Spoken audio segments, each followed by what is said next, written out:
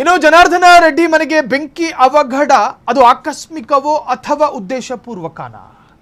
ರೆಡ್ಡಿ ಮನೆಗೆ ಬಿದ್ದ ಬೆಂಕಿಗೆ ಕಾರಣವೇನು? ಭರತ್ ರೆಡ್ಡಿ ಮೇಲೆಯೇ ಗಾಲಿಗೆ ಬಲವಾದ ಸಂದೇಹ.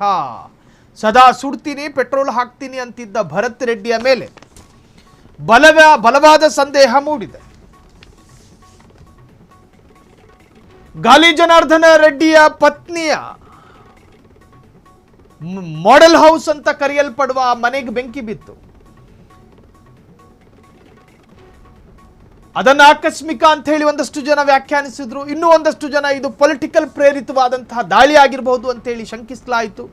ಇನ್ನೂ ಕೂಡ ಅದಕ್ಕೊಂದು ಕ್ಲಾರಿಟಿ ಸಿಕ್ಕಿಲ್ಲ. ಜನಾರ್ದನ ರೆಡ್ಡಿ ಮನೆಗೆ ಬೆಂಕಿ ಅವಘಡ ಅದು ಅವಘಡನೇನಾ ಅಥವಾ ಉದ್ದೇಶಪೂರ್ವಕನ? ಕಾರಣ ಈ ಹಿಂದೆ ರೆಡ್ಡಿ ನಾಡಲ್ಲಿ ಬ್ಯಾನರ್ ಗಲಾಟೆ ನಡೆದಂತಹ ಸಂದರ್ಭದಲ್ಲಿ ಭರತ್ ರೆಡ್ಡಿ ನಾರಾ ಭರತ್ ನೇರವಾದಂತಹ ಮಾತನ್ನಾಡ್ತಾ ಇದ್ರು. ಸುಡೋ ತರಹದ ಮಾತು, ಪೆಟ್ರೋಲ್ ಹಾಕ್ತೀವಿ, ಸುಟ್ಟು ಹಾಕ್ತೀವಿ.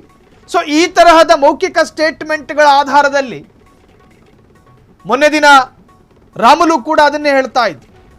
ಸುಡೋ ಮಾತನ್ನಾಡುವ ವ್ಯಕ್ತಿನೇ ಈ ಸುಟ್ಟಿರೋದು ಅಂತ.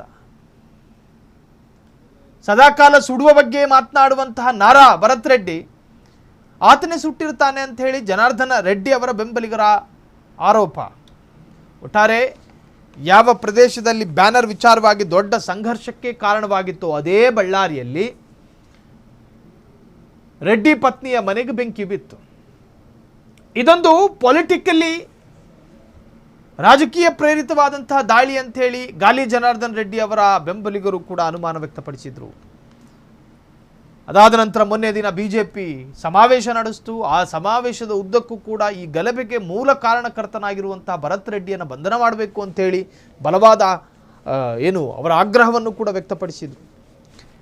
ಅದಾದ ನಂತರ ಈ ಕ್ಷಣದವರೆಗೂ ಕೂಡ ಬಳ್ಳಾರಿಯಲ್ಲಿ ಒಂದು ತರಹದ ಪ್ರಕ್ಷುಬ್ಧತೆಯೇ ಇದೆ. ಕ್ಷಣಕ್ಕೂ ರಾಜಕಾರಣಿಗಳ ಒಂದೊಂದು ಸ್ಟೇಟ್ಮೆಂಟ್ಗಳು ಈಗಲೂ ಕೂಡ ಅದನ್ನು ಶಾಂತವಾಗಿಟ್ಟಿಲ್ಲ ಬಳ್ಳಾರಿಯನ್ನು.